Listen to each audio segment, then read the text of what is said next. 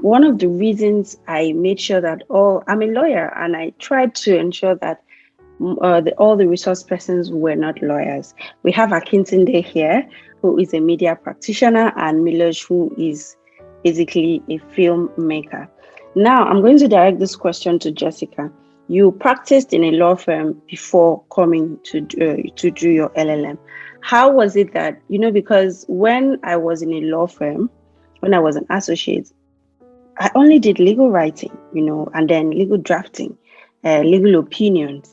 And then when I was an in-house counsel, the writing was totally different. I was told that, no, I'm not meant to bring in legalese and everything.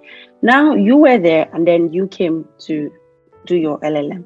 How was the experience for you having to transform from, pure law to academic writing? Thanks, Kisame. And that's a really good question. And I think this probably applies across a number of professions, but academic writing is very separate. But when you're practicing, particularly as a lawyer, and I'm sure in other professions as well, to Kisame's point, you're doing legal, persuasive, argumentative writing. And there's always an element of argumentation in academic writing to give your voice, but it's different because you're trying to make a point and engaging with other scholars and other research. Whereas if you're doing legal writing, you're trying to make a point on behalf of your client and taking a position.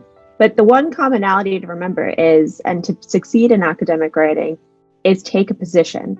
And that's something you can kind of carry through to make it a little bit less daunting. But I found with academic writing, it's a little bit more difficult because it's more of a process in a different way, in the sense that you have to do a lot of research. And I can tell you, I changed my dissertation topic to different variations at least 3 times before I kind of had an aha moment. But it took me a lot of reading and engagement, and it definitely is challenging, but it's just kind of embracing the process. And if you're stuck along the way, don't be afraid to call upon your colleagues, because academic writing is helpful to talk to other people in your field as well, just to help give you some inspiration and make you think about things differently. Whereas if you're writing for in-house counsel, they just want the commercial points, the high-level business considerations, and something short and sweet to the point. And with legal writing, you're trying to make an argument based on cases or legislation. Academic writing is a much wider berth. You have a lot more sources and a lot more things to consider. So I would say kind of, it's a difficult balance. It's definitely challenging, but I think it gives you an opportunity to engage in a different way and kind of change your way of thinking about a topic. That's a very nice perspective. I'm going to move to Akintinde. Akintinde is here. Like I said, he had to sneak out time because he's at the climate change conference. So I'm very grateful that Akintinde is here. I'm going to address this question to him because he's a journalist, practitioner, and he studied media practice. So Akintinde, could you kindly tell us if it was the same for you? Was the academic writing drastically different from reporting news, or like you do? I don't know if Akintinde can hear me, but I hope so. Please, you can unmute yourself to share. Yeah. Hello, can you hear me? Yes, we can hear you, or we can see you. Sorry, I apologize. You can't see. Okay. You pardon the view because I'm actually at the protest, so I have to just leave that guy just to get on you. And thank you very much for inviting me. And I apologize for the background noise. Probably will be hearing a lot of chants from here. And I also think I'm not qualified to be here, especially listening to the amazing profile of folks that have been speaking since. First, to correct an impression, I am not an everyday journalist in that sense. So I don't always write, So, and it's a different life, writing for a media platform and academic writing. They're two different things. But for me, I think the only reason why I had to write academic writing was because I need to pass my MA. I mean, I just had no choice. I needed to pass. So, it's a different thing. But I think the experience would be that I had to write a lot of nonsense to be able to have something at the end of the day. So it was me doing, writing over and over again to be able to get on it. But I think one thing that I've always done is I'm always clear about what I want to work on. And I think the University of Sussex allows you to decide what topic you want to pick. So I think that flexibility, that just, sort of bring a kind of it just remove that imposition from you to want to get on anything that's not within your realm. So what I do is I get to my first writing experience was I was at a protest at that time, I think in October, the NSAS protest. It was the protest that actually like gave me an idea of what I want to write about. So I only had to speak to my lecturer and I said, see, I was at a protest yesterday and I just had this flash that I should write about this. And I said, yeah, go for it, I think today. And then I have to then do the research to get on it. So that's the way it was for me, but it's different from, the journalistic kind of writing or the policy kind of writing that we do in the professional world. I wouldn't know if that answered the question, but yeah, that was it for me. Thank you. Yes, it definitely answers the question. From what all the speakers have said so far, it is obvious that academic writing is different from professional writing. It has its own structure. It's in a world of its own. So that's what academic writing is. And we know that there's a process to academic writing, from choosing your topic to gathering materials to the main content of your writing. And a lot of people have had a lot of questions, about how to choose a topic. What Akintinde said, that, University of Sussex allows you to choose your topic. It can go both ways. I had courses that I had to choose the topic, and Jessica knows it was a mess. I kept on going back and forth because it was difficult to, choose a topic that I felt like I was going to be able to write very well on. And I had a colleague who offered courses that, topics were given to them, like 6 topics were given, and then pick one, and it was way easier. So, it's not 100%. It's just depending on how it works for you. I'm going to direct the next question to Raina. So, because the next point here is, what would you say are the relevant steps involved in academic writing? But because all the questions I drafted are progressive, so I'm just going to go ahead to mention the very first confusion that students go through: choosing a topic. I shared my experience of how I almost missed the deadline because I had to choose a topic in investment treaties arbitration. A colleague had to give me a topic. It was that bad. Now, Raina, what are the things, or what guides you or influences you in choosing your topic? Thank you, Kiseme. I think that's a very relevant question, because sometimes what happens is, when you're trying to do a piece of academic writing and you don't have a prompt, or you don't have certain topics to choose from, it can be very easy to get swayed away. And it has happened with me in the past, where I thought I was going to work on a particular case or a particular topic. And as I decided on the topic and I progressed with it, I slowly started realizing that this is probably not what I would like to settle with. And so it so happened that towards the very end, around maybe 4 to 5 days before the deadline, I went ahead and I changed it. It's because the final topic that I submitted probably resonated more with me. And it can be a very daunting task. And I feel like everyone has a very personal way of how they approach which topic they would like to go ahead with. But I think there are certain things that you definitely need to keep in mind while you're selecting your topic. And in terms of what they ask to me, I think definitely it has to be something that you're interested in. I've seen a lot of people choose topics for academic pieces of writing that they feel might lead to a lot of good writing, or is a very conventional topic that they feel like has generated a lot of news buzz in the recent past, but it might not be something that they're very interested in. And I feel like that is where we can commit our first mistake.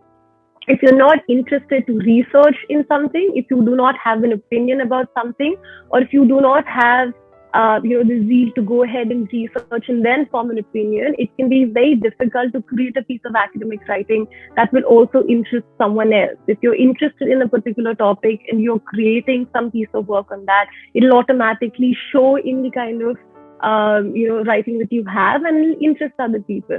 So I feel like that is the first thing that you need to keep in mind. It has to be something that interests you. And at the same time, I think it also needs to be a very relevant topic.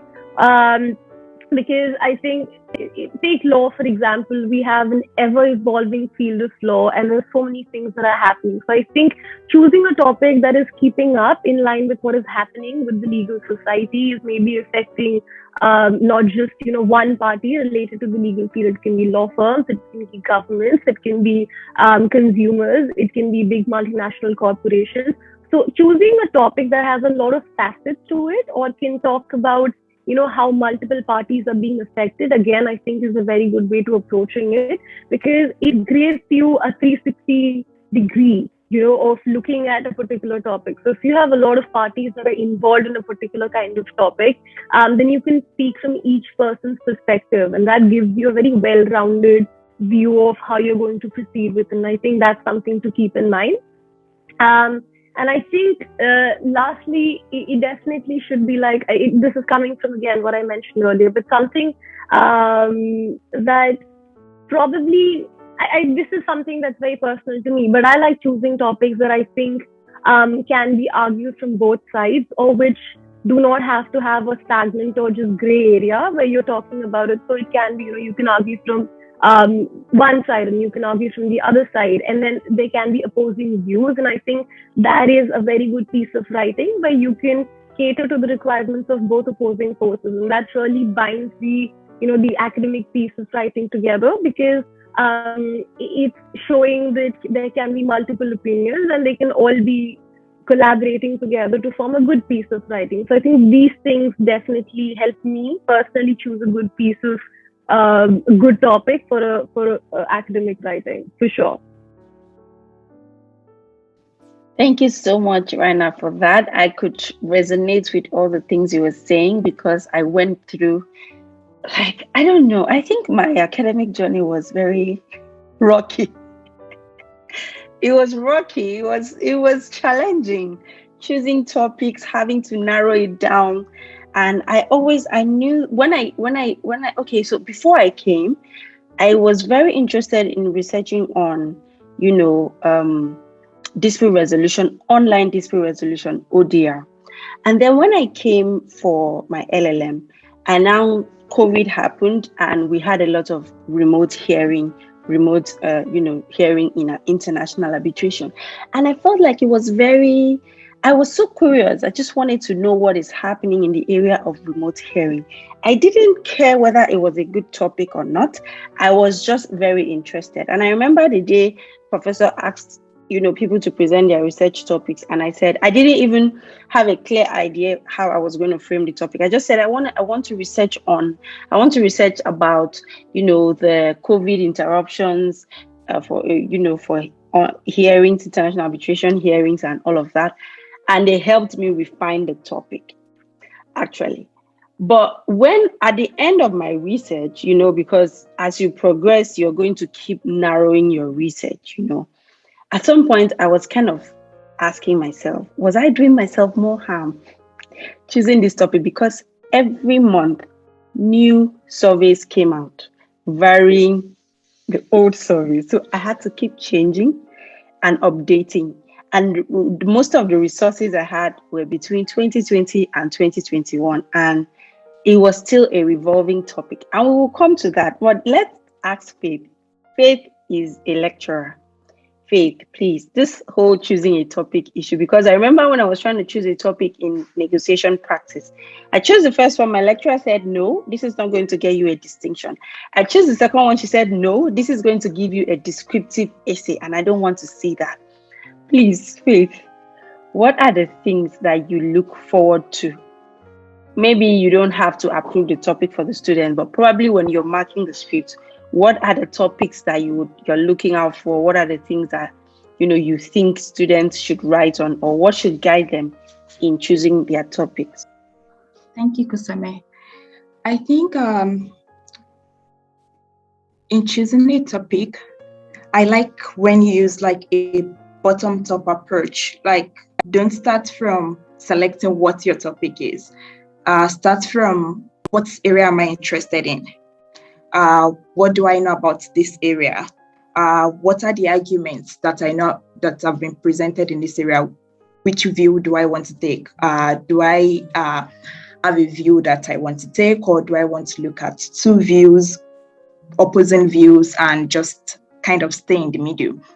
And so that's how I like when students choose topics that they are familiar with, not like, oh, I hear that there is a relationship between COVID and access to medicine, and then I just write COVID and access to medicine. There are different areas on COVID and access to medicine. You should start from doing a read of the literature and then trying to narrow it down to, okay, what area of COVID and access to medicine do I want to research on? Because right from your topic, you could always see whether a student has researched on something or not.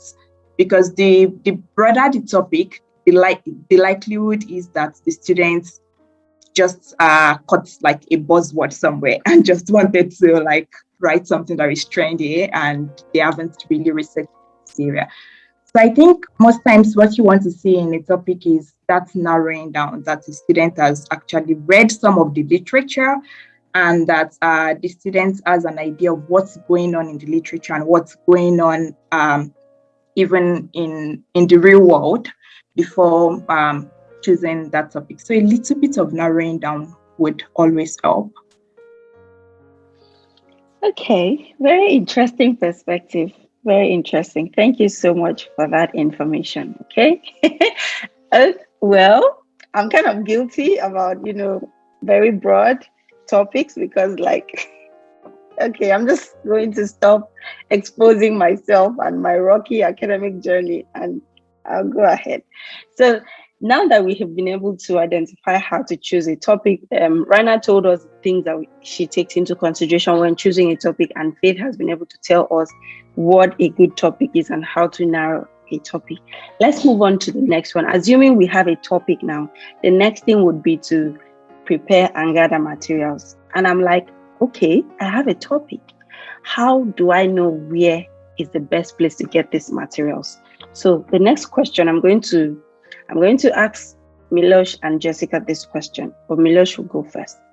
How do you identify where to get? Okay, first of all, I'm going to divide the question into two. For Milosh, how do you identify relevant sources and authorities in this field? How do I know that this author is the one, is the authority, is recognized, in this area? And then to Jessica, how do I know where to find the sources?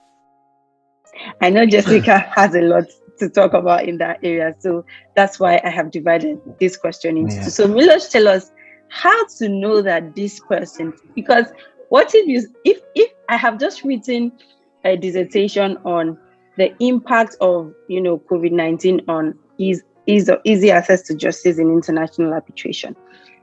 Is it okay for a writer or a student in this audience to pick me and to reference me? Am I going to be a good source? Just let us know what we should look out for. Well, I can only talk from my own experience and what I do and how I do it and how I approach the search for the resources. So I believe that most of the time we are more or less familiar with some authorial names out there in our fields, whether it's theater, law, medicine, or whatever.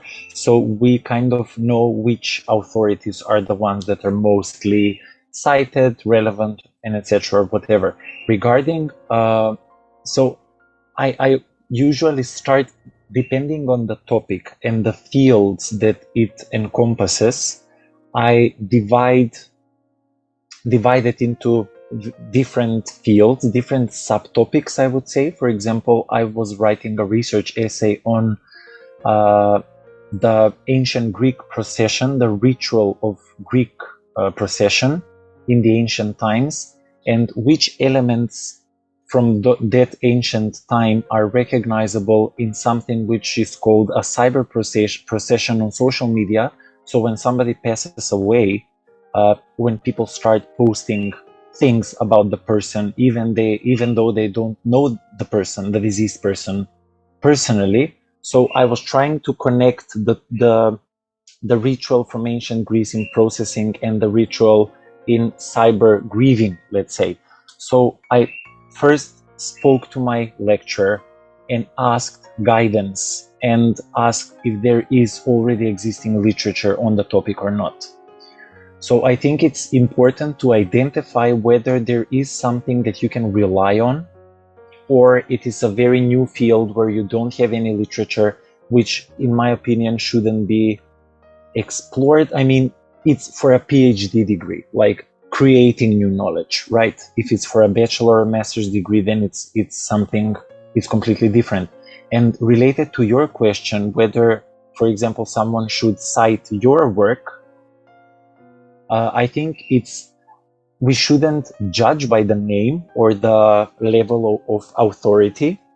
I think that if the information inside is relevant and supported with facts, with other citations, and if it adds to my work, to what I'm writing, I think that it should be cited. I don't think that the sources should be judged as higher authority or lower authority. Of course, there are authorities, but we should always go for the work that supports our cause, the theme we're writing and researching, and because sometimes there are pieces of academic writing that are more, they shed more light on the theme we've chosen than some other big names or writers or whatever.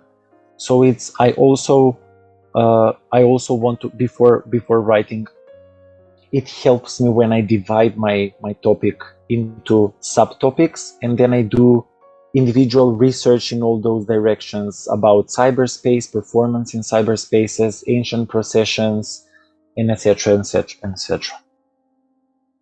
Wow, that's very interesting. Just to add to what you have said, I remember asking my dissertation supervisor this question, and I think another cue I would give on how to know an authority in the field. For instance, if your topic is related to maybe one of your courses, what you should do is, what are the recommended materials that has been given to you in that course and in that topic? Those repeated authorities are obviously the ones, the recognized writers or academics in that field.